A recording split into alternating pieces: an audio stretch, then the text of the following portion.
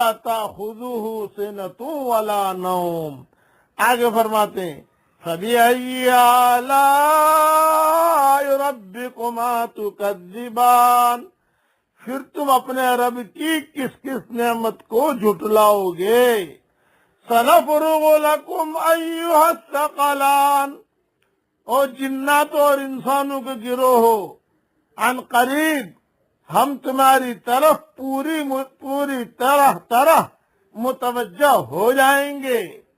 فَبِأَيِّ آلَاءِ رَبِّكُمَا تُكَذِّبَانِ، پھر تم اپنے رب کی کس کس نعمت کو جھٹلاؤ گے.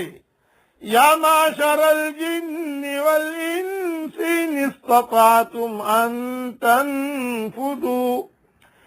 استطعتم ان تنفذوا من اقطار